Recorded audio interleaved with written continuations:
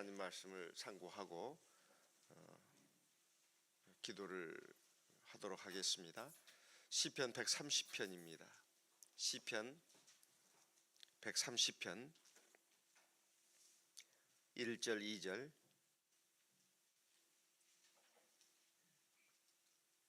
시편 130편 1절 2절 같이 읽겠습니다. 시편 130편 1절 2절 말씀 같이 읽겠습니다. 여호와여, 내가 깊은 데서 주께 부르짖었나이다. 주여, 내 소리를 들으시며 나의 간구하는 소리에 귀를 기울이소서. 여기에 말씀을 보게 되면 내가 깊은 데서 주께 부르짖었다 이렇게 말씀하고 있습니다. 여기에 주는 하나님을 가리킵니다. 하늘에 계신 하나님께 내가 깊은 데서 기도합니다 이런 뜻입니다. 그러면 깊은 데라는 곳은 어떤 곳일까요? 첫 번째는 환난의 깊은 데, 고난의 깊은 데를 가리킵니다. 우리가 살다 보면 항상 좋은 날만 있는 것이 아니라 내가 생각지도 않은 어떤 어려운 문제를 만나기도 하고 그것도 아주 깊은 고통과 절망을 주는 그런 힘든 일을 만나기도 합니다. 그럴 때 나는 내 삶에 있어서 가장 저 깊은 웅덩이에 저 절망의 골짜기에 빠진 것 같은 느낌이 듭니다. 도저히 빠져나올 수가 없을 것 같고 도저히 헤어나올 수 없는 삶의 어떤 고난, 환난을 만날 때 어떤 출구가 보이지 않습니다. 사면이 꽉 막혀 있어가지고 어떻게 이 문제를 해결할 것인가, 정말 너무나 앞이 캄캄하고 너무나 힘이 들어서 내가 저 깊은 골짜기에 빠진 것 같은 느낌이 듭니다. 그런데 아무리 그럴지라 할지라도 우리에게는 하나의 길이 있다 이 말이에요. 그것은 바로 하늘로 향한 그런 곳입니다. 우리가 위를 바라봐야 된다 이런 말씀이에요. 나를 도와줄 분은 사실 하나님 한 분밖에 없습니다. 아무리 내가 어떤 어려운 일로, 고통스러운 일로 괴로워하고 힘들어할 때 누군가 와서 나에게 위로를 해주고 심지어는 나에게 돈도 주고 그리고 또 뭐 여러 가지 나에게 마음을 어루만져주는 그런 말을 한다 할지라도 그것은 한계가 있습니다. 나를 정말로 도와줄 분은 하나님 한 분밖에는 없다 그런 말씀이에요. 근데 그 하늘의 하나님은 바로 하나님의 보좌에 앉아 계십니다. 세상 모든 만물을 만들고 사람의 삶과 죽음 그리고 행복과 저주를, 불행을 다 주관하시는 분이죠. 그 하나님께서 우리의 모든 것을 다 보고 계시고 알고 계시고 그리고 들으십니다. 출애굽기 3장에 보게 되면 이스라엘 백성들이 애굽에서 많은 그 고통과 어려움을 겪고 있을 때 그냥 이스라엘 백성들이 처음에는 너무 힘들다고 했는데 드디어 하나님을 향해서 부르짖게 되었습니다. 그때 하나님께서는 어떤 반응을 보이셨나? 출애굽기 3장 7절부터 보겠습니다. 출애굽기 3장 7절 여호와께서 가라사대 내가 애굽에 있는 내 백성의 고통을 정령이 보고 그들이 그 간역자라 인하여 부르짖음을 듣고 그 우고를 알고. 하나님께서 자기 백성들이 얼마나 고통 가운데 있는지 그래서 그 부르짖는 그 소리를 들으셨다. 그리고 그 고통을 안다. 그리고 그 고통을 보았다. 이렇게 말씀하고 있습니다. 그럼 왜 하나님이 자기 백성들이 이렇게 고통받고 힘들어하는 것을 보고 계시고 알고 계시고 듣고 계시고 이러시냐 말이야. 그 이스라엘 백성들을 여기 보게 되면 사실 무슨 큰 뭐 잘못을 해서 이런 게 아닙니다. 사실 요셉이 형들의 미움을 받아가지고 시기질투 미움을 받아가지고 애굽에 오지 않았습니까? 그 후에 일어난 일을 우리가 잘 알고 있습니다. 이제 아버지 야곱으로 시작해가지고 그 야곱의 자손들 전부 70명이 애굽에 이주하게 됐죠. 그래가지고 이제 살게 된 것이 430년이에요. 근데 요셉을 알던 애굽의 왕은 이미 죽었고, 그 요셉 덕분으로 해가지고 애굽 모든 사람들이 살고 애굽이 이렇게 번영하게 되고, 근데 그런 것들이 이제 다 날아가 버렸습니다. 이제 보니까 야곱의 자손들, 이스라엘 백성들이 수가 어마어마하게 늘어나고, 그리고 굉장히 강성해졌어요. 막 키도 크고 머리도 좋고 능력도 많고, 그러니까 애국 사람들이 위협을 느꼈습니다. 이 사람들 이대로 두면 이제 우리가 완전히 이 사람들에 의해서 망하겠구나. 그래가지고 노예로 삼아가지고 막 그 온갖 고역을 시킨 거 아니겠습니까? 우리 잘 안 알고 있는 내용이에요. 그러다 보니까 그동안 애굽에서 잠깐 좀 편하게 살고 즐겁게 살던 이스라엘 백성들이 너무 힘들어졌어요. 왜 이렇게 하나님이 이렇게 하셨을까요? 그것은 하나님과 하나님의 나라에 대한 소망을 갖기 위해서입니다. 하나님이 하나님의 백성들에게 고통을 주고 어려움을 주는 데는 크게 두 가지 원인이 있어요. 하나는 무슨 특별한 죄가 있어서, 문제가 있어서 그런 게 아니라 하나님과 하나님의 나라의 소망을 갖게 하기 위해서입니다. 만약에 이 세상의 삶이 늘 편안하고 즐겁고, 그리고 내 몸도 건강하고, 그리고 뭐 하는 일마다 다 잘 됩니다. 그러면 하나님과 하나님의 나라에 대해서 소망을 가질 수 있을까요? 그냥 이 세상의 삶이 너무 좋은데, 행복한데 무엇 때문에 하나님 나라를 찾겠습니까? 무엇 때문에 하나님을 찾겠냐 이 말이에요. 하나님이 무슨 말씀을 하셔도 항상 그냥 한쪽 귀로 듣고 한쪽 귀로 흐르고, 그리고 예배 시간도 재미도 없고, 하나님 말씀 뭐 읽어도 아무 감흥도 없어요. 그리고 기도하는데도 힘이 들어요. 기도하는 것도 왜 이렇게 뭐 몸이 늙어서 몸이 이제 언제 안 좋아서 힘이 드는 것보다도 기도할 거리가 없어요. 기도할 거리가 아쉬운 것이 하나도 없으니까 이것이 문제입니다. 이 세상의 삶이 먹고 마시고 즐거워하는 것, 이 하나님이 주신 분복이라고 전도서에 나와 있습니다. 먹고 마시고 즐거워하는 것, 한평생 즐거움을 누리는 것이 잘못됐다는 게 아닙니다. 그건 하나님이 주신 복이에요. 또 사도행전에도 보게 되면, 사도행전 14장 17장에 보게 되면 하늘에서 비를 내리시고 햇볕을 주시고 산천초목이 자라게 하시고, 때마다 이 곡식이 잘 자라나 가지고 사람이 먹고 마시고 즐거워하는 것, 하나님 주신 거라고 돼 있어요. 그 자체가 문제가 되는 건 아닙니다. 근데 문제는 그것이 삶의 목적이 된다 이 말이에요. 먹고 마시고 즐기는 거, 영원한 삶이 있다는 거, 영원한 나라가 있다는 거, 그리고 하나님이 우리를 정말로 사랑하셔서 하나님의 백성다운 백성이 되고 자녀다운 자녀가 되게 하는 것이 하나님의 뜻인데, 그래서 영원한 하나님 나라에 불러들여 가지고 영원히 살게 하겠다는 것이 하나님의 뜻인데, 세상에서 먹고 마시고 즐거워하고 이것이 쾌락을 누리는 거, 이게 삶의 목적이 전부인 양 이렇게 알고, 하나님 하시면 귓등으로 들리지도 않고 그냥 세상 죄악 가운데서 즐거워하고 먹고 마시고 쾌락을 즐기는 이 세상 사람처럼 돼가는 거, 이거 하나님 보실 때는 굉장히 참으로 안타까운 일입니다. 그래서 하나님께서는 이 고통도 주신다 이 말이에요. 꼭 죄가 있어서 주시는 게 아닙니다. 하나님과 하나님의 나라에 대해서 소망을 갖도록 하기 위해서입니다. 그래가지고 그 고통을 이제 애굽 사람들을 통해서 주셨습니다. 그때 이제 이스라엘 백성들은 너무 힘이 드니까 헤어날 길이 없어요.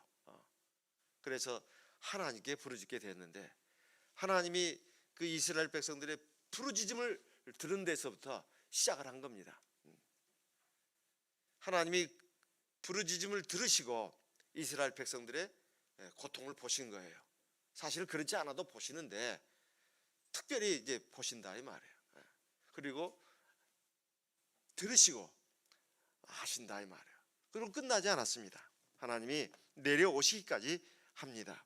7절에 보게 되면 이제 8절에 내가 내려와서 그들을 애굽인의 손에서 건져내고 그들을 그 땅에서 인도하여 아름답고 광대한 땅, 젖과 꿀이 흐르는 땅, 우리가 잘 아는 땅이죠. 가나안 땅으로 내가 불러가겠노라, 이렇게 말씀하고 있습니다. 하나님이 내려오시겠다는 거예요. 하나님 위에서 그냥 구경만 하신다는 게 아닙니다. 우리가 삶의 고통을 겪고 있을 때 그 깊은 절망의 곳에서 하나님을 향해서 부르짖을 때 하나님은 내려오신다는 거예요. 그리고 우리를 인도해 가지고 하나님 나라 적과 꾸리는 곳으로 우리를 인도해 가시겠다는 것입니다. 그래서 우리가 힘들고 어려울 때 정말 나를 도와줄 이는 아무도 없고 남은 그저 이해를 해줄 뿐입니다. 남은 그저 위로해 줄 뿐이지 내 문제의 근본적인 것을 해결해 줄 수가 없어요. 하나님만이 해결해 줄 수 있습니다. 그래서 하나님 앞에 항상 우리가 부르짖어야 되겠습니다. 그리고 이 깊은 어두운 데에 들어가는 것은 꼭 죄가 있어서 그런 건 아니라고 했습니다. 근데 문제는 또 하나, 내가 문제가 있을 때 깊은 곳에 들어가기도 합니다.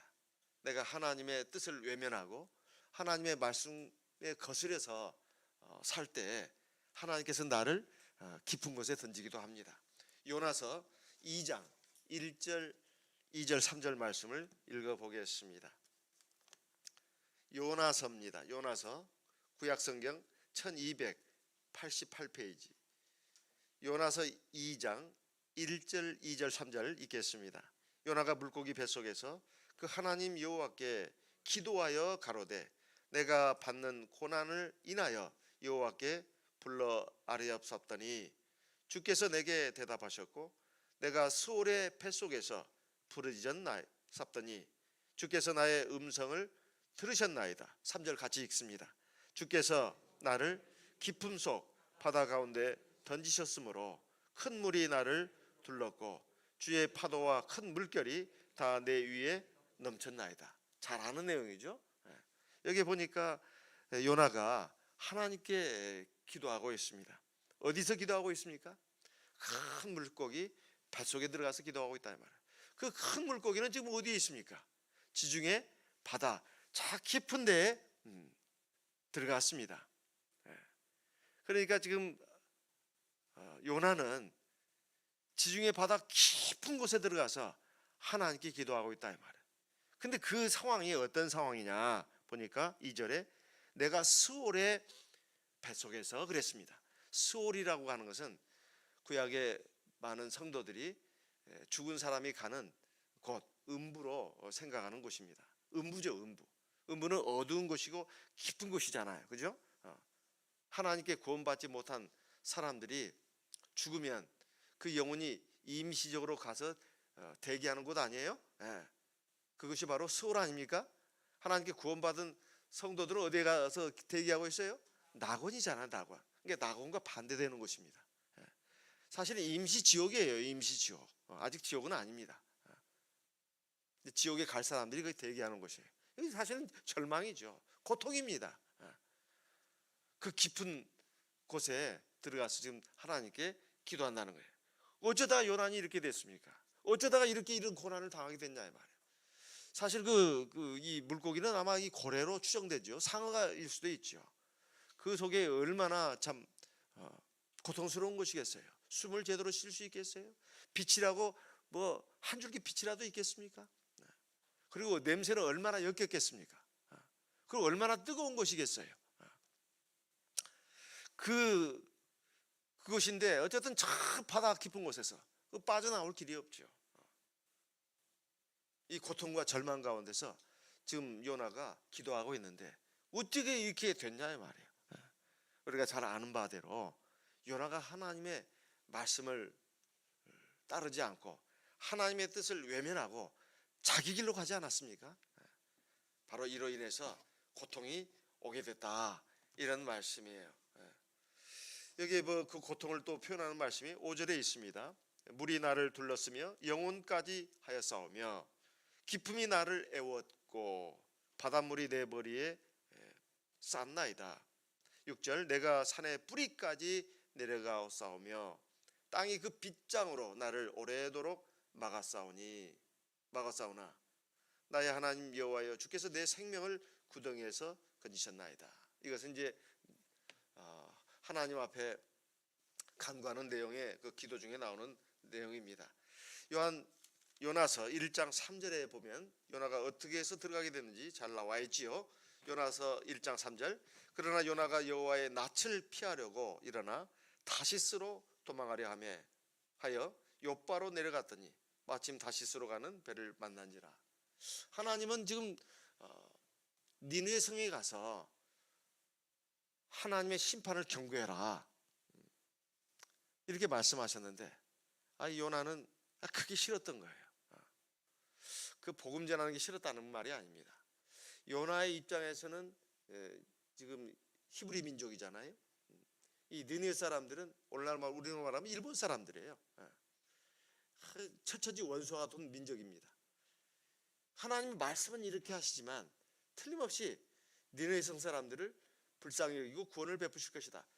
요나는 아주 하나님의 속을 꿰뚫어 보고 있어요. 하나님이 어떤 분인가? 하나님 공의의 하나님이기도 하지만 사랑의 하나님이에요.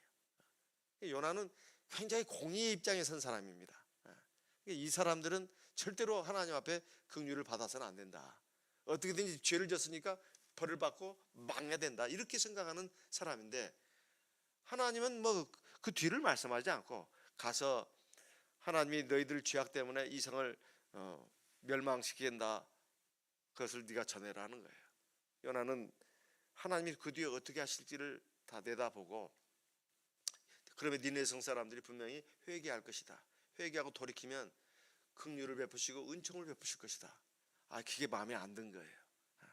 그래가지고 이제 요나가 이제 하나님은 동쪽으로 가라고 했는데 자기는 서쪽으로 가는 거 아니에요?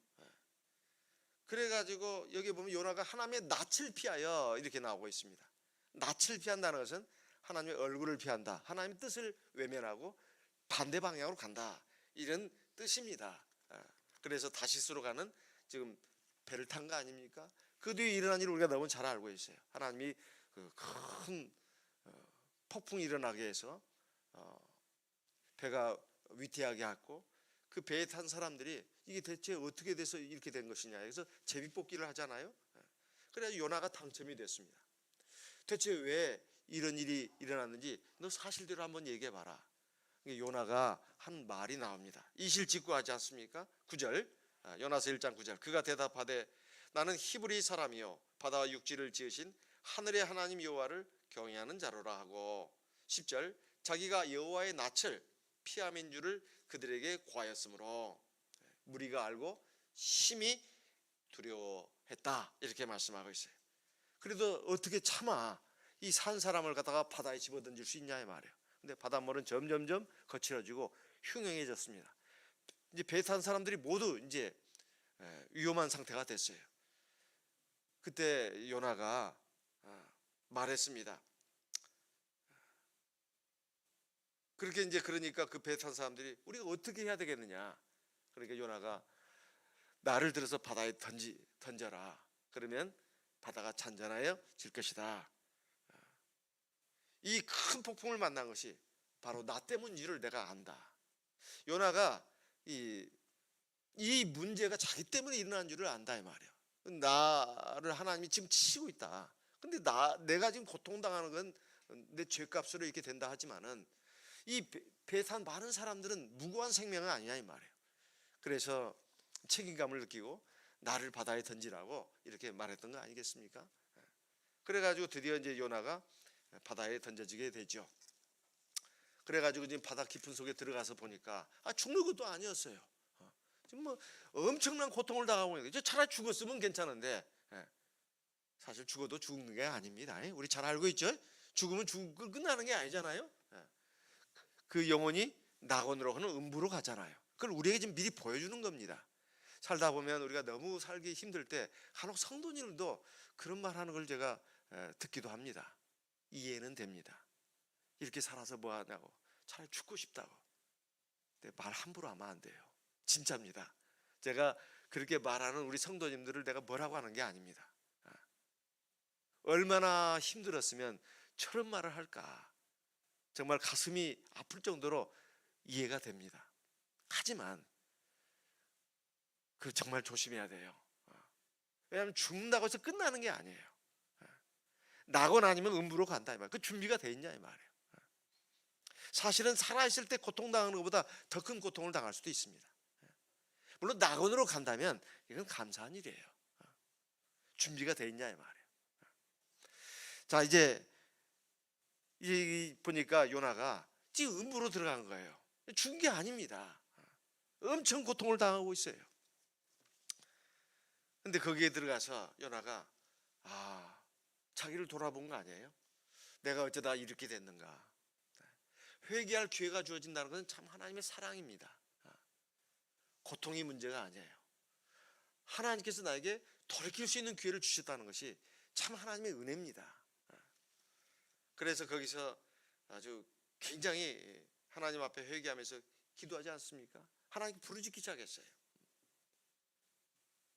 그래가지고 결국은 하나님이 요나의 기도를 들으시고 물고기 뱃속에서 나오게 하지 않았습니까? 육지로 나오게 했어요. 이제 바다에서 육지로 올라오게 해서 물고기 뱃속에서 토해내게 했습니다. 요나가 이제 드디어 살아났잖아요.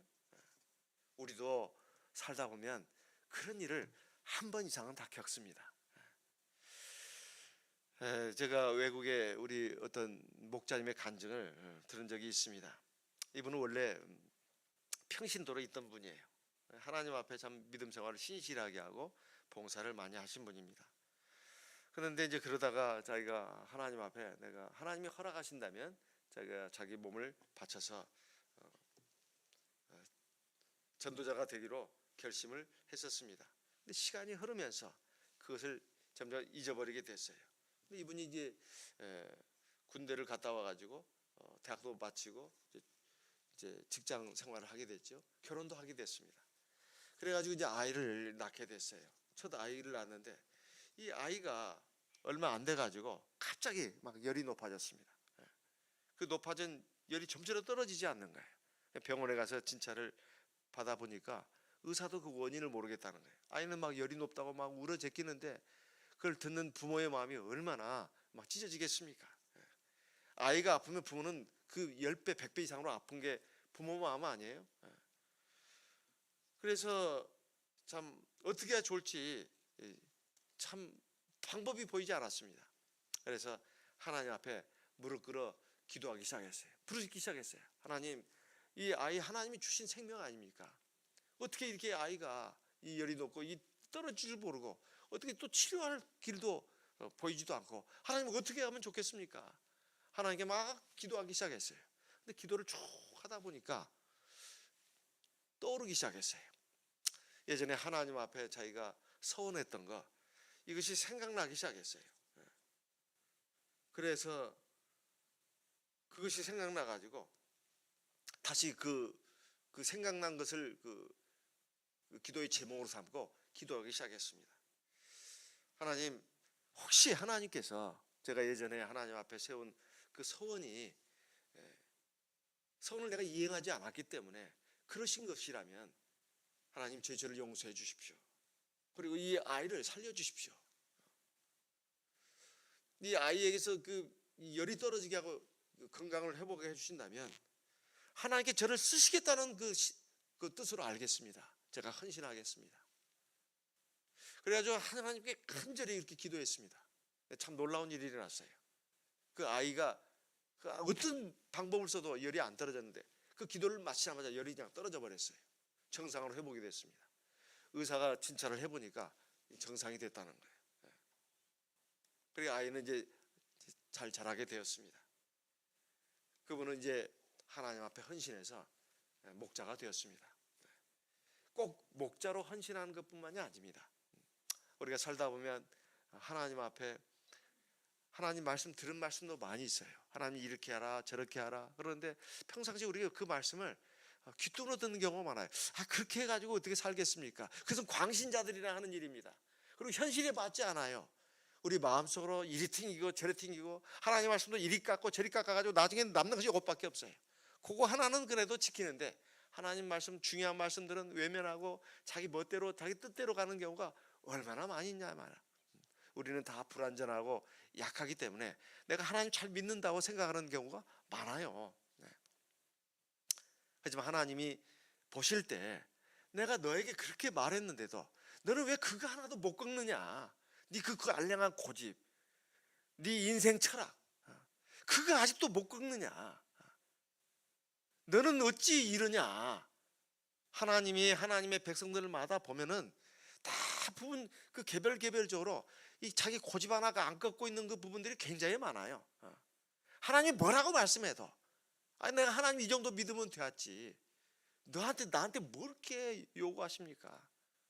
사실 나의 유익을 위해서 하나님 주신 말씀들이 많아요. 근데 어떤 부분은 절대 내가 포기를 안 해요. 하나님 백성인데도 사실 그것이 좋은 게 아닙니다. 내 딴에는 좋은 거라고 그래요. 또 세상 사람들은 다 그렇게 또 가고 있어요. 그 개똥 철학, 그 인생 철학들이 사실은 겉으로는 하나님 백성인데 속은 아직도 세상 백성이에요. 그래서 하나님 말씀이 어떤 부분은 절대로 침범을 못합니다. 내 어떤 신념, 내 고집이 돼가지고. 근데 세상 많은 사람들이 볼 때는 아무 이상이 없어요. 그렇게 살아가니까. 근데 하나님의 백성들이 그거 너 무너뜨려야 된다. 그거 붙들고 있는 경우도 많습니다. 요나도 그랬어요. 오늘 우리도 마찬가지입니다. 겉으로 볼 때는 참 믿음도 좋고 뭔가 하나님 앞에서 막 이렇게 참 믿음 생활 잘하는 것 같습니다. 충성도 많이 하고. 그런데 그 하나를 못 무너뜨리는 거예요. 요나가 그랬습니다. 요나만 어찌 그러겠습니까? 오늘 우리에게도 그런 것이 있지 않나 돌아볼 필요가 있습니다. 우리가 환난의 깊은 데 갈 때는 왜 내가 참 하나님 앞에서 예쁜 짓도 많이 한 것 같고 충성도 많이 한 것 같고 내가 하나님 앞에서 특별히 내가 사람들 앞에서는 내 양심에 어긋나는 일을 하지 않았는데 어찌 하나님은 나 이렇게 깊은 절망의 곳으로 끌어가는가. 참 사는 것이 너무 재미도 없고 모든 삶의 기쁨과 희망이 다 끊어져 버린 것 같아요. 바로 요나처럼 참 깊은 곳에 들어간 것입니다. 그럴 때 우리가 하나님께 부르짖어야 합니다. 하나님, 대체 뭐가 문제입니까? 내게 있어서 뭐가 지금 잘못되어 있습니까? 하나님 그거 알려주십시오. 하나님 깨닫게 하십니다. 성령은 우리를 진리 가운데로 인도해요. 하나님 말씀을 생각나게 합니다. 그리고 우리를 나를 비춰보게 해요. 하나님의 말씀이 바로 거울입니다. 거기에 내가 참 인정하기 싫었던, 내가 그렇게 고집을 세우고 있었던 그런 것들이 보입니다. 이거구나. 그래서 이제 회개를 하기 시작했죠. 그러면 하나님이 우리 기도를 들으시고 우리에게 은총을 베푸십니다. 두 번째, 깊은 데라고 하는 것은 우리 마음 깊은 곳을 가리킵니다. 마태복음 6장 6절 말씀을 읽어보겠습니다. 마태복음 6장 6절입니다. 마태복음 6장 6절. 너는 기도할 때에 네 골방에 들어가 문을 닫고 은밀한 중에 계신 내 아버지께 기도하라. 은밀한 중에 보시는 내 아버지께서 갚으시리라. 너는 기도할 때 네 골방에 들어가서 문을 닫고 기도하라. 이 골방이 어디냐? 마음 깊은 곳이에요. 마음 깊은 곳. 오늘날은 첨단 과학 기술 시대라고 할 수 있습니다. 사람이 잠을 잘 때 몇 시간 잤느냐, 이것도 중요하지만은 그보다 더 중요한 것은 얼마나 깊은 수면을 취했느냐. 이것을 기계로도 측정을 하지 않습니까? 그 수면의 무슨 잘 때 우리 뇌파를 어떻게 측정을 해가지고 어떻게 깊은 단계까지 내려갔는가 이걸 보잖아요. 그래서 숙면을 해야, 깊은 잠을 자야 피로를 다 풀잖아요. 그리고 다시 힘을 얻지 않습니까? 잠자는 시간이 보다도 더 중요한 것은 깊은 수면을 얼마나 취했느냐, 이게 더 중요하다는 거 우리 요즘 상식으로 많이 알고 있습니다. 이 숙면한 시간이 길수록 지난 하루의 피로를 다 풀고 새 힘을 얻잖아요. 우리 기도도 그와 같습니다. 우리가 기도를 몇 시간 했냐, 첫째는 시간이 중요합니다. 기도가 금방 깊은 데 들어가는 건 아니니까요. 근데 기도를 항상 조금 10분 20분 했는데 그냥 그 바닷가로 말하면 바닷가에서 그냥 그 얕은 물가에서 찰랑거리다가 나오는 그 기도도 적지 않을 거라고 생각해요. 깊은 데까지 못 들어가는 거예요. 바쁘니까, 또 피곤하니까. 참 여러 가지 그 이유가 있습니다. 다 합리적이죠. 피곤하기도 하고 바쁘기도 하고. 그렇지만은 하나님이 그래서 우리에게 안식일을 주신 겁니다. 세상 모든 일을 다 내려놓고 우리의 몸과 마음을 다 하나님께 향하게 하는 겁니다. 그리고 그때는 하나님 말씀도 충분히 듣고, 그리고 기도도 충분히 하라는 거예요. 평상시에 우리가 기도도 하고 하나님 말씀 읽고 있습니다. 잘하는 일이에요. 하지만 충분하지는 않잖아요. 안식일에 충분히 하나님 말씀도 듣고, 그리고 깊이 기도하라는 것 아니겠습니까? 그러면 하나님이 우리에게 지혜도 주시고 능력도 주시고 힘도 주신다고 말해요.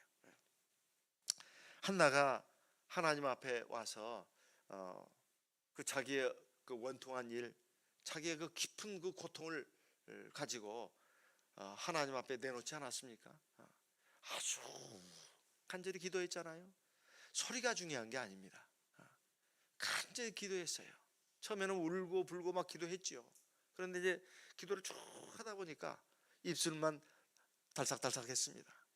엘리 제사장이 와서 보고는, 아니 이 여자가 대낮부터 술에 취해가지고 여기서 홍알거리고 있네, 이렇게 알았습니다. 그게 아니었죠.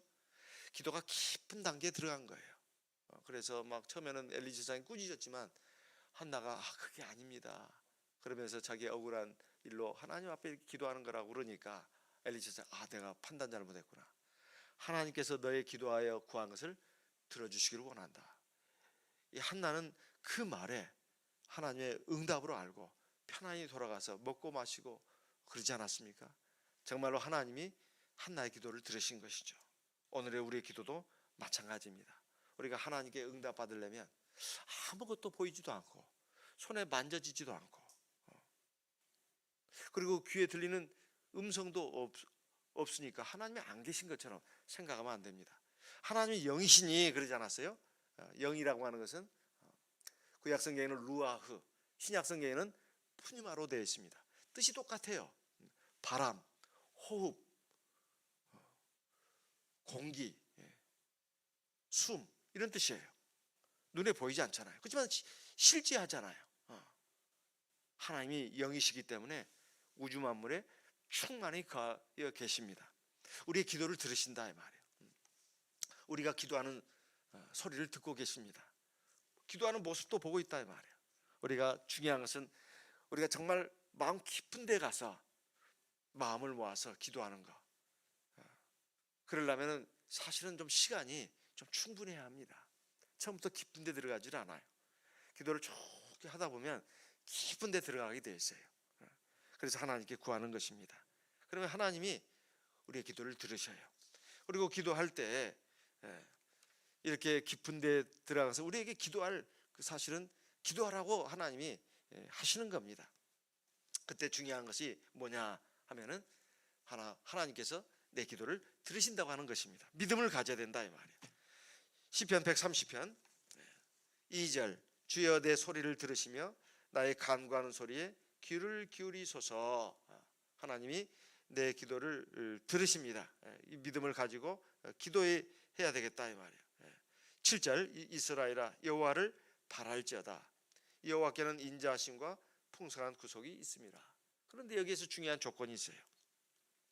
우리가 하나님 앞에 응답을 받으려면 하나님 앞에 감사하고 하나님을 찬양하는 거, 이게 참 중요하지요. 그 다음에 꼭 있어야 될 것은 바로 회개기도입니다. 사람마다 완전한 사람이 없어요. 다 완전해 보이는 것처럼 그렇게 그 모습을 보이고 있지만 사실은 완전한 사람은 없습니다. 다 하나님 앞에 다 문제가 있어요. 그것을 깨닫는 것이 참 중요합니다. 근데 쉽지 않지요. 하지만 우리가 늘 하나님 말씀을 읽고 듣고 하면서 사실은 그 거울에 자기를 비춰보는 겁니다. 그 말씀대로 우리가 다 하고 있냐 이 말이에요. 내가 부족한 것을 항상 인정해야 합니다. 그래서 하나님 앞에 꼭 회개 기도를 해야 합니다. 그러면 하나님이 그 죄를 용서하십니다. 3절, 여호와여 주께서 죄악을 감찰하실진데 주여 누가 서리이까. 4절, 그러나 사유하심이 주께 있음은 주를 경외케 하심입니다. 우리가 죄를 깨닫고 죄를 시인하고 하나님 앞에 죄를 자백하고 하나님 앞에 하나님께서 내 죄를 용서해 주시기를 구하는 거, 이건 부끄러운 일이 아니에요. 하나님과 나와의 사이에 일어날 일들입니다. 회개 기도를 많이 하는 사람일수록 겸손해요. 근데 원래 기도 시간이 자체가 짧으면 회개할 시간이 별로 없어요. 맨 자기 막 그 요구 사항만 내놓죠. 뭐 이거 해주십시오. 감사 기도도 별로 없습니다. 솔직히 회개 기도는 더 없지요. 그냥 뭐 달라고만 막 요구하는 거예요. 물론 거기는 고상한 요구 조건도 많이 있겠지만, 하나님 나 부족하니까 믿음 주세요, 뭐 그런 기도도 있겠죠. 하지만 꼭 기도해야 할 것이 자기 부족한 점을 놓고 기도해야 됩니다. 하나님, 내 마음이 완전하지가 않습니다. 내 마음을 위해서도 기도해야 되고, 하나님 내 말도 행동도 다 문제가 많습니다. 이거 하나님 말씀에 비추어서 기도해야 됩니다. 이렇게 그 회개 기도를 많이 하는 사람의 특징을 보면 온유해요, 굉장히. 그리고 겸손합니다. 근데 그 회개 기도를 안 하는 사람들의 말의 행동을 보면 굉장히 거칠어요. 말도 함부로 막 합니다. 함부로 남을 정죄하고 비판하고 판단하는 말을 해요. 깔보고. 굉장히 그 수준이 낮은 사람들이에요. 근데 본인은 모르죠. 지금 매를 쌓고 있는 겁니다. 하나님 지금 오래 참고 있다는 걸 모르고 있는 거예요. 그 사람이 나라면 그것이 더 큰 문제입니다. 다른 사람인 것도 문제지만은 내가 바로 그런 사람이라는 게 문제예요. 항상 우리는 하나님 앞에 내가 서 있다. 다른 사람 그렇게 의식할 필요가 없어요. 다른 사람이 나에 대해 잘못하는 것에 대해서 너무 분개할 필요도 없습니다. 사실 하나님의 심판대 앞에 다 이제 서는 거예요. 그래서 사람에 대해서 우리가 분노할 필요가 없고, 하나님 앞에서 내가 얼마나 부족한가, 잘못한가, 이것을 보고 하나님 앞에서 회개하는 것이 자기를 위해서 꼭 해야 될 일입니다. 그러면 하나님은, 야, 너 이놈아, 너 지금까지 나한테 잘못했다는 적이 어디 한두 번이냐? 너 염치도 없구나 이놈아, 썩 꺼져. 하나님 절대 그런 분이 아니에요. 하나님은 인자와 긍휼이 아주 풍성하신 분이에요. 시편 103편에 잘 나와 있잖아요. 하나님은 오래 참으시고 인자와 긍휼이 풍성하시다고요. 우리의 행위대로 우리를 처리하지 않으신다고, 이런 말씀이 있습니다. 우리가 회개 기도할 때 우리 죄를 동이 서에서 먼 것처럼 저 멀리 던지신다고 했어요. 여러분, 동과 서의 거리가 얼마나 먼지 아십니까? 제일 먼 거리예요. 동쪽과 서쪽은 제일 멀어요. 우리가 하나님 앞에 회개 기도하면 그렇게 멀리 던져버리신다는 거예요. 얼마나 감사합니까? 우리의 죄를 용서해달라고 기도해야 됩니다. 그러면 하나님이 우리의 죄를 용서하셔요. 그리고 우리를 고쳐주십니다. 그럼 우리 기도가 하나님께 용납될 수 있어요. 어떤 청년이 세례를 받았는데 아주 오랫동안 성령을 못 받았어요. 그래가지고 대학을 졸업했습니다. 직장 생활도 하게 됐어요. 근데 교회는 열심히 나옵니다. 근데 성령을 못 받아가지고 늘 괴롭고 힘들었어요. 왜 하나님이 나한테 성령을 안 주시나? 나에게 뭐가 문제가 있나 보다. 어떻게 해야 될까? 그 문제점을 한번 적어보자. 그래가지고 인덱스 카드 있잖아요. 구멍 뚫린 거 이렇게 넘기는 거 있어요. 낱장으로. 거기다가 자기 자신의 결점, 문제점, 그리고 하나님 앞에 지금까지 지은 죄들, 이것을 쫙 적어 봤습니다. 그랬더니 막 여러 페이지가 넘어가더래요. 그래서 이제 그걸 다 적어 놓고는 매번 기도할 때마다 그 인덱스 카드를 하나씩 보면서 회개 기도를 했답니다. 그러다 이제 어느 날이었어요. 이렇게 이제 기도를 하는데, 어느 날 이제 안식일 저녁, 금요일 저녁이죠. 예배를 마치고 집에 돌아와서 잠을 자려고 잠이 안 오는 거예요. 근데 마음에 감동이 일어났습니다. 기도를 하나님 앞에 하고 싶은 거예요. 그래서 일어나서 기도를 했습니다. 인덱스 카드 적힌 거 그대로 보면서 또 기도하고 또 보고 또 기도하고 이렇게 했어요. 근데 갑자기 어떤 뜨거운 열기가 말입니다. 자기 머리에 임하는 걸 느꼈어요. 그것이 온몸에 그냥 막 퍼지는 것입니다. 그래서 그래도 이제 이 형제는 인덱스 카드 이제 마지막 그 부분을 보면서 오늘 위해서 또 기도해야 되겠다. 또 기도를 했어요. 그래 이제 그러고 이제 기도를 하는데 어떤 막 그 알 수 없는 능력이 말이에요. 자기 온몸에 부어지는 것을 느꼈습니다. 방언이 뛰쳐나왔어요. 성령을 받은 거예요. 수원교회에 한 청년이 있습니다. 약대를 나와가지고 약사예요. 우리 교회 자매하고 인터넷상의 독서 클럽에서 교제를 하게 됐습니다. 그 청년이 우리 교회 자매를 보고 반했어요. 그래가지고 이제 사귀게 되었습니다. 제가 수원교회 부임했을 때 이제 결혼을 이제 약속하는 단계까지 왔더만요. 이제 몇 달 후에 세례를 받기로 하고 초신자 교육을 받는데 서울의 어느 이름이 있는 대학 약대를 나와가지고 약사로 있고 딱 보니까 굉장히 총기가 있어요. 이제 초신자 교육을 하는 거죠. 지금 이제 전임 목자가 하다가 이제 갖고 그걸 이제 저한테 바톤을 넘겼습니다. 그래서 이제 초신자 교육을 이렇게 하는데 똑똑해요. 근데 자기 그 생각이 있는 거예요. 그 이과를 나왔으니까 이과적인 머리가 있는 거죠. 근데 이제 하나님 말씀을 쭉쭉쭉 하니까 이제 갸우뚱갸우뚱해요. 그래도 이제 이게 말씀을 가지고 하니까 이제 설복이 되는 거죠. 하나님 말씀이 훨씬 위에 있잖아요. 그래가지고 이제 세례를 받았습니다. 그래가지고 결혼을 했어요.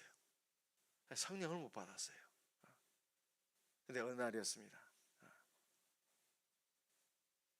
이제 그 예배당도 오고 예배도 참석하고 그러는데 말씀을 참 잘 들어요. 이제 예배 시간에 말씀을 들으면서 자기 생각들이 막 무너지기 시작하는 거죠. 어느 날 집에서 이게 기도하다가 성령의 감동이 왔나 봐요. 방언이 나왔다고 그 자매가 저한테 연락이 왔습니다. 목사님 이번 안식일에 오면 안수기도 좀 해주시면서 성령 받은 것이 확실한지 확인도 좀 해주시고 그래서 이게 안수를 이제 하면서 보니까 진짜 성령을 받았어요. 하나님의 말씀이 나의 그 고집, 잘못된 생각을 무너뜨려야 합니다. 성령이 임하는 거예요. 그것은 일종의 회개입니다. 내 생각을 무너뜨리는 거예요. 하나님의 말씀이 완전한 것입니다. 그러니까 이제 하나님의 말씀이 더 잘 깨달아지는 거죠. 우리가 살아가면서 여러 가지 문제를 위해서 기도할 때 특히 내 죄의 문제를 위해서 기도해야 됩니다. 또 두 번째, 하나님 내 기도를 들으신다고 할 때 그 회개 기도도 해야 될 뿐만 아니라 하나님의 시간을 기다려야 된다는 거예요. 시편 130편 6절 말씀을 보겠습니다. 시편 130편 6절 파수꾼이 아침을 기다림보다 내 영혼이 주를 더 기다리나니 참으로 파수꾼의 아침을 기다림보다 더하도다. 우리가 하나님 앞에 어떤 제목을 가지고 기도를 하는 데 있어서 가장 어려운 것이 시간이에요. 시간 싸움입니다. 여기 보면 그걸 파수꾼으로 말하고 있어요. 파수꾼은 밤에 잠도 안 자고 아침에 동틀 때까지 그 지키는 사람 아닙니까? 그 파수꾼에게 있어서 지금 기다리는 게 뭐예요? 아침에 동트는 거잖아요. 햇볕이 해가 올라오는 거 말이에요. 여명이 있고 그리고 막 밝은 태양빛이 올라오는 거 아니에요? 그러면 자기 이제 일을 다 한 것이죠. 우리가 근데 파수꾼이 갈수록 피곤해지는 거예요. 왜냐하면 잠을 못 자니까. 어둠이 깊어지고 그럴수록 막 피곤해지는 거예요. 눈도 감기고 막 피곤하고 막 눕고 싶고 이런 거 아니에요? 어서 빨리 새벽에 와야 할 텐데. 근데 언제 올지를 모르는 거예요. 우리 기도도 마찬가지입니다. 기도 어떤 제목을 가지고 하나님께 기도를 하는데 그것도 지금 하루 이틀 기도한 게 아니에요. 1년 2년 기도한 게 아닙니다. 정말 기도를 오래 했어요. 기도를 오래 하다 보면 지칩니다. 지쳐요. 왜 하나님이 내 기도를 안 들어주시나? 그럴 때 우리가 생각해야 할 것이 있어요. 하나님의 때는 지금 점점점 가까이 오고 있다. 새벽이 지금 가까이 오고 있다. 이걸 꼭 기억을 해야 합니다. 제가 아는 어떤 분은 30년 만에 기도의 응답을 받기도 했어요. 제가 전주교회 있을 때, 여기 지금 이집사님도 계시네요. 그 전주에 그 오자매라는 그 자매들이 있습니다. 서부교회 오집사님의 동생들이에요. 30년 동안 기도했습니다. 자기 친정어머니, 자기 동생들을 위해서 30년 동안 기도했어요. 그 30년 그 기도를 하나님 들으시고 어머니 돌아가시기 전에 세례 성령 받고 하나님 나라로 가셨습니다. 그리고 그걸 위해서 그 세례 받는 어머니 그 지켜보면서 기도하면서 두 자매들이 성령도 받았어요. 세례보다 성령을 먼저 받았습니다. 눈이 펄펄 내리는데 지금도 잊지 못합니다. 그때 굉장히 추운 날씨였어요. 말기 한자로 있던 그 모친이 세례를 받겠다고 하는 것입니다. 딱 1시간 예배밖에 안 드렸어요. 그리고는 다음날 눈이 펄펄 내리는데 그 구이 쪽에 지금 기억이 납니다. 그리고 이제 막 눈이 펄펄 내리는데 그때 세례를 바치지 않았어요. 그때 저는 참 걱정이 됐습니다. 그렇지만 하나님 지켜주실 것이다. 제가 그 세례 받을 때 그렇게 힘들었던 데가 없던 것 같아요. 아무리 추워도 제가 들어가면 이상하게 물이 따뜻했습니다. 근데 그날은 어째 그냥 다리가 그냥 살이 떨어져 나가는 것 같더라고요. 뼈가 그냥 부스러지는 것 같아요. 그렇게 추운 날씨였어요. 눈은 또 펄펄 내리죠. 참 희한한 광경이에요. 근데 모친이 들어와서 이제 물속에 이제 들어가기 전에 거기서 또 기도를 하지 않습니까? 그리고 이제 세례를 바치고 나오면서 이제 그분이 할렐루야, 제가 또 그렇게 이제 가르쳐 줬지요. 그래서 물어봤습니다. 모친님 물속이 춥지 않았나요? 그러니까 아니요. 물속이 왜 이렇게 따뜻한지요? 그러는 거예요. 물속이 왜 이렇게 따뜻한지요? 물속이 따뜻하다라는 거예요. 하나님 역사 아니에요? 근데 저는 반대로 지금까지 그런 적이 없었어요. 엄청 추웠어요. 살이 떨어져 나간 것 같았어요. 하나님의 역사입니다. 그 모친은 열이 굉장히 높았어요. 폐암에다가 자궁암에다가 간암에다가 암도 여러 가지가 온몸이 그냥 다 퍼졌잖아요. 사실은 산송장 비슷하게 몰골이 그랬어요. 근데 이제 와서 성령 받기 위해서 기도하는데 그 딸들이 먼저 성령을 받은 겁니다. 딸들이 지금 교회 생활 잘하고 있다고 들었습니다. 가족도 전도해가지고. 하나님의 역사 아니에요? 30년 동안 기도한 거예요. 30년 동안. 지금 이제 그 오집사님은 지금 저 김천에 교회로 지금 출석하고 있다고 들었습니다. 사시는 데는 상주라고 들었어요. 작년 재작년에인가요? 김천 영은회 때 만나 뵀습니다. 하나님의 역사 아니에요? 어떻게 그것뿐이겠어요? 꼭 30년이 걸리는 게 아닙니다. 내가 기도를 어떤 제목을 놓고 기도를 하는데 기도를 하다 보면 지칠 때가 많아요. 이거 정말 이건 중요한 것인데 하나님께 기도를 하는데 하나님이 뭐 들으신다는 어떤 좀 시도라도 보내야 되는데 시도도 없어요. 어떨 때 보면 그냥 한숨이 나고 절망이 될 때가 있어요. 중요한 건 지쳐서 안 됩니다. 지쳐서는 안 되는 거예요. 하나님께서 내 기도에 응답하실 때가 점점 가까이 오고 있다. 그것이 하나님 안에서 하는 기도라면, 하나님 뜻 안에서 기도하는 기도라면 하나님 내 기도를 듣고 있어요. 내가 세상에서 뭐 내 정욕을 위해서 뭐 나쁜 용도로 그걸 기도한다면 그런 기도는 하나님이 안 들으시지만 하나님 안에서 분명히 이것은 이리 봐도 저리 봐도 하나님 말씀 같아서 어긋나지 않는 기도라면 반드시 응답해 주실 때가 있습니다. 그때가 점점 가까이 오고 있다 이 말. 이렇게 새벽 여명이 밝아오는 것처럼.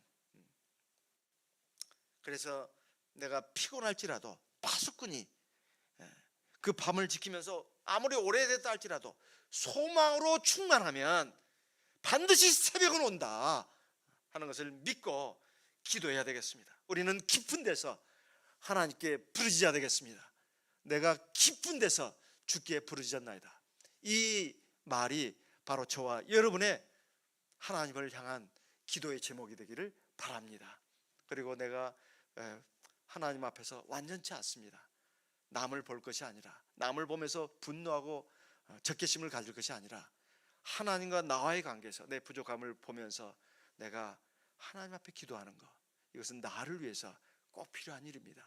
그리고 소망 중에 우리가 기도를 해야 되겠습니다. 하나님은 내 기도를 듣고 계신다. 내가 설령 기도가 부족한 기도고 잘못된 기도를 할지라도 하나님은 그것을 완전하게 바꿔가지고 내 어떤 기대 이상을 넘어서 가지고 나에게 응답해 주십니다. 그런 하나님이 바로 우리의 아버지십니다. 저와 우리 모든 성도님들의 아버지세요. 우리 영혼과 육체의 참 아버지십니다. 그런 하나님을 모시고 사는 저와 우리 성도님들은 얼마나 행복한 사람들입니까? 우리 감사하는 마음으로 이 시간 기도하도록 하겠습니다. 한 10분 정도 기도하면 되겠네요. 기도하는 동안에 우리 안수기도 받으실 성도님은 앞으로 나오셔서 안수기도 받으시기 바라겠습니다. 다 같이 성령으로 기도하겠습니다.